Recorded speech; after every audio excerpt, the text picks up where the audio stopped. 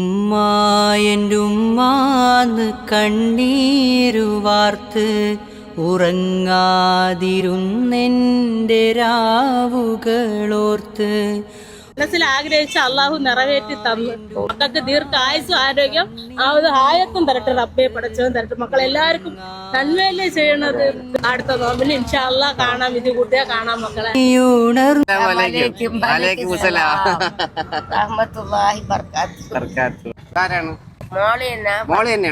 ഭർത്താവില്ല, മാപ്പിള മരിച്ചിട്ട് 14 വർഷമായി. എന്റെ ഭർത്താവ് മരിച്ചിട്ട് 10 വർഷം. അസ്സലാമു അലൈക്കും. റമദാൻ മാസം നമ്മോട് വിട പറയാൻ ഇനി ഏതാനും ദിവസങ്ങൾ മാത്രമേ ബാക്കിയുള്ളൂ. നമ്മുടെ കുട്ടികളും അതുപോലെ തന്നെ പെങ്ങന്മാരും ഭാര്യമാരും എല്ലാം ഡ്രസ്സ് എടുക്കാൻ വേണ്ടി അടിപിടി കൂട്ടുന്ന സമയമാണ്. ആ ഒരു സമയത്ത് നിങ്ങൾ ടൗണിലേക്കും അതുപോലെ തന്നെ മറ്റ് സ്ഥലങ്ങളിലേക്കും എല്ലാം സഞ്ചരിക്കുമ്പോൾ തീർച്ചയായിട്ടും പാവപ്പെട്ട ഒരു നേരത്തെ ഭക്ഷണത്തിന് പോലും വകയില്ലാത്ത ഉമ്മമാരെയും പെങ്ങന്മാരെയും നമുക്ക് ഈ വയ്യോരങ്ങളിലും അതുപോലെ തന്നെ പള്ളിയുടെ മുറ്റങ്ങളിലും എല്ലാം കാണാൻ വേണ്ടി സാധിക്കും. നമ്മളവരെ പുച്ഛിച്ച് തള്ളാൻ വേണ്ടി പാടില്ല. കാരണം നമ്മുടെ വീട്ടിലും നമ്മുടെ കുടുംബത്തിലും എല്ലാം വളരെ സൗഹൃദത്തോടും സന്തോഷത്തോടു കൂടിയും പെരുന്നാൾ ആഘോഷിക്കുന്ന ഈ ഒരു വേളയിൽ തീർച്ചയായിട്ടും ആ ഉമ്മമാരും അതുപോലെ തന്നെ സഹോദരിമാരും തീർച്ചയായിട്ടും നമ്മുടെ കയ്യിൽ നിന്ന് കൊടുക്കുന്ന ചെറിയ ഒരു സക്കാത്ത് അവർക്ക് നീക്കി വെക്കുകയാണെങ്കിൽ തീർച്ചയായിട്ടും അവർക്കും വളരെ സുഖകരമായിട്ട് അവരുടെ ജീവിതം മുന്നോട്ട് കൊണ്ടുപോകാൻ വേണ്ടി സാധിക്കും. ഭർത്താക്കന്മാരും അതുപോലെ തന്നെ കുട്ടികളുമെല്ലാം മരണപ്പെട്ട് കഴിഞ്ഞാൽ ഇന്നത്തെ ഒരു അവസ്ഥ എന്ന് പറയുന്നത് എന്താണ്, എത്ര ഭയാനകമാണ് എന്ന് തീർച്ചയായിട്ടും ഈ ഒരു വീഡിയോ കാണുന്ന സമയത്ത് നിങ്ങൾക്ക് കാണാൻ വേണ്ടി സാധിക്കും. ഒരിക്കലും ഈ വീഡിയോ നിങ്ങൾ തട്ടിമാറ്റി പോകരുത്, കാരണം ഈ ഒരു വീഡിയോ തീർച്ചയായിട്ടും ആ നാട്ടുകാരും അതുപോലെ തന്നെ ആ മഹല്ലത്തിലുള്ള ആൾക്കാരും തീർച്ചയായിട്ടും കണ്ടിരിക്കണം. കാരണം ഒരു നാട്ടിൽ നമ്മളൊരു 100 വീട് എടുക്കുകയാണെങ്കിൽ ഇത്തരത്തിൽപ്പെട്ട ഒരു വീട് മാത്രമേ കാണുകയുള്ളൂ എന്നാണ് എൻ്റെ ഒരു വിശ്വാസം. തീർച്ചയായിട്ടും ആ മഹല്ലത്തിൽപ്പെട്ട ആൾക്കാരുടെ അശ്രദ്ധ കൊണ്ട് തന്നെയാണ് ഇത്തരത്തിൽപ്പെട്ട ഉമ്മമാരും അതുപോലെ തന്നെ സഹോദരിമാരും ഒരു നേരത്തെ ഭക്ഷണത്തിന് വേണ്ടി പള്ളിയുടെ മുറ്റത്ത് പോയിട്ട് സക്കാത്തിനിരിക്കുന്ന ഒരു അവസ്ഥ. തീർച്ചയായിട്ടും അത് വളരെ സങ്കടകരമായ ഒരു കാര്യമാണ്.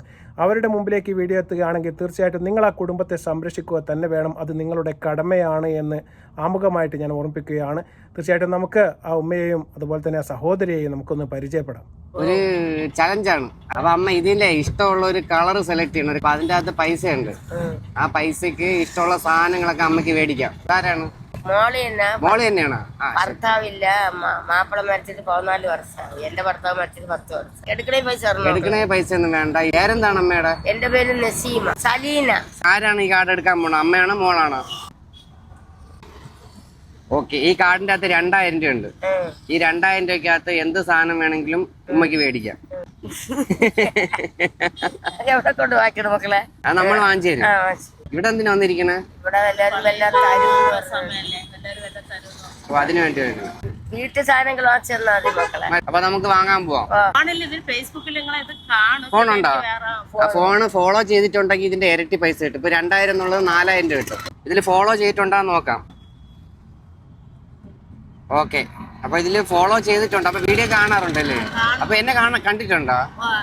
അപ്പൊ ഫോളോ ചെയ്തിട്ടുള്ളോണ്ടേ 4000 രൂപ കിട്ടി. 2000 രൂപയ്ക്ക് ഞാനും വാങ്ങി, 2000 രൂപയ്ക്ക് അവളും വാങ്ങി.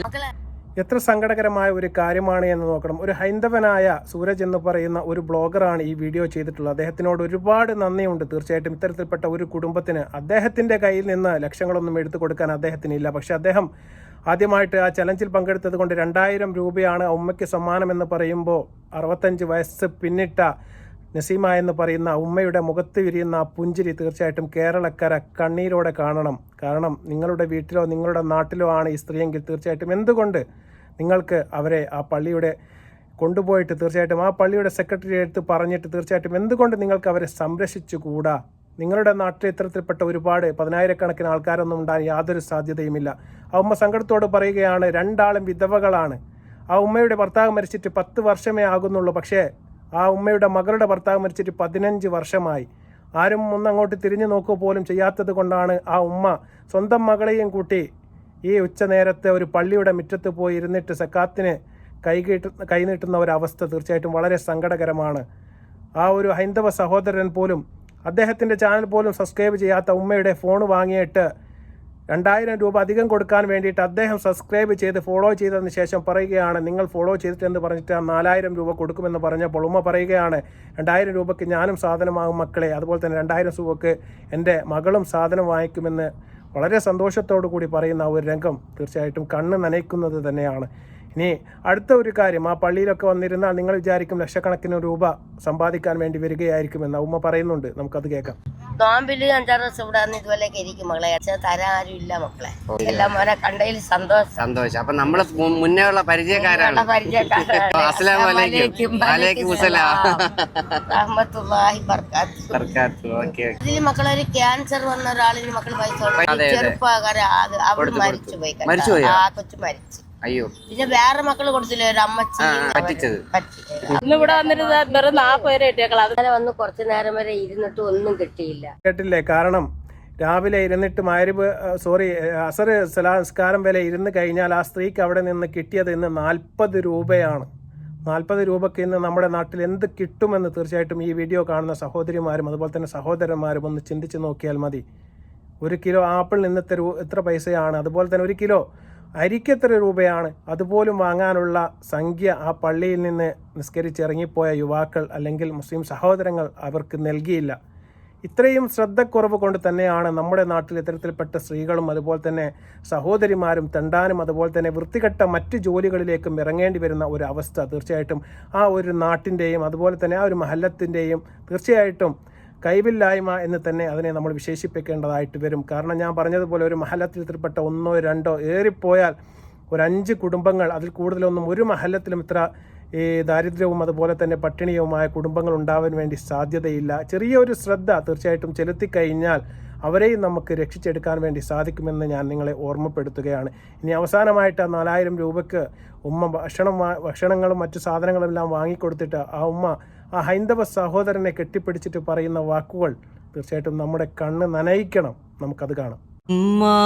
എൻ്റെ ഉമ്മാന്ന് കണ്ണീരു വാർത്ത് ഉറങ്ങാതിരുന്നെൻ്റെ രാവുകളോർത്ത്. പൈസ അമ്മയുടെ പൈസ 2000 രൂപ കഴിഞ്ഞു. മതി, ഇത് വേണ്ട. ഇതെല്ലാം എടുത്തതല്ലേ. 3 നേരം ടാങ്കും പഞ്ചാരയാണ് കലക്കി കുടിക്കുന്നത്. വെള്ളം എത്ര കുടിച്ചാലും ഈ ചൂടിൽ ദാഹം മാറും. ഞാൻ മനസ്സിൽ ആഗ്രഹിച്ച അള്ളാഹു നിറവേറ്റി തന്നു. മക്കൾക്ക് ദീർഘായുസ്സും ആരോഗ്യം ആയത്തും തരട്ടെ. റബ്ബേ പടച്ചവൻ തരട്ടെ. മക്കളെല്ലാവർക്കും നന്മയല്ലേ ചെയ്യണത്. അടുത്ത നോമ്പിന് ഇൻഷാ അല്ലാഹ് കാണാം. ഇത് കൂട്ടിയാ കാണാം മക്കളെ. ഉണർന്നു ഞാനും മയെ തിരയും എന്റെ പൊന്നുമോന് ദീർഘായുസ്സുകൾ കൊടുക്കണേ, ശരീരത്തിന് കൊടുക്കണേ, നന്നായി നല്ല ജീവിതം കൊടുക്കണേ. എൻ്റെ ഉമ്മാന്ന് കണ്ണീരു വാർത്ത് ഉറങ്ങാതിരുന്നെൻ്റെ. എത്ര സന്തോഷത്തിലാണ് ആ ഉമ്മ സാധനങ്ങളെല്ലാം വാങ്ങുന്നത്. നിങ്ങൾ കണ്ടു കാണും. അത്രയും തിരക്ക് കിട്ടിയ വീണ് കിട്ടിയ ആ ഒരു സന്ദർഭത്തിൽ തീർച്ചയായിട്ടും സന്തോഷത്തിൻ്റെ കണ്ണുനീർ എന്നൊക്കെ പറയുന്നത് തീർച്ചയായിട്ടും ആ ഉമ്മയുടെ മുഖത്തും അതുപോലെ തന്നെ സഹോദരിയുടെ മുഖത്തും നിങ്ങൾക്ക് കാണാൻ വേണ്ടി സാധിക്കും.